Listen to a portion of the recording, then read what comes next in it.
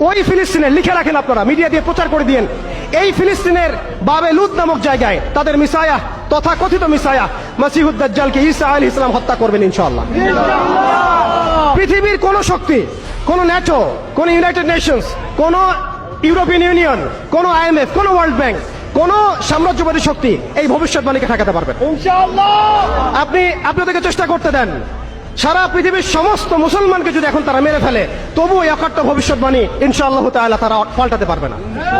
এটা আমাদের আশার জায়গা, এটাই হচ্ছে চূড়ান্ত বিজয়। এবং ঈসা আলাইহিস সালামের হাতে আগামী 40 বছর লিখে রাখেন আপনারা, এরপরের 40 বছর ওই বাইতুল মুকাদ্দাস থেকেই সারা বিশ্বে ইসলামী খিলাফা কায়েম হবে ইনশাআল্লাহ। যে খিলাফা শব্দটা এখন রাজনৈতিকভাবে আপনারা নিতে পারেন না, হজম করতে পারেন না। আমি জানি আপনারা জানেন না, অনেকেই এটা অজ্ঞতার কারণেও হতে পারে, তারা হয়তো জানেন না, আমরা জানাতে এসেছি। এই যে খিলাফা শব্দটা তারা নিতে পারে না, এই খিলাফাই হবে পৃথিবীর শেষ শাসন ইনশাআল্লাহ তাআলা। এই খিলাফা দিয়ে বিশ্ব শুরু হয়েছিল, এই খিলাফা দিয়েই বিশ্ব শেষ হবে। ঈসা আলাইহিস সালাম 40 বছর ওই জেরুজালেম থেকেই এই বিশ্বকে শাসন করবেন ইনশাআল্লাহ তাআলা। এটা লেখা হয়ে গেছে কুদিয়াল আমর, এটা কেউ চেঞ্জ করতে পারবে না।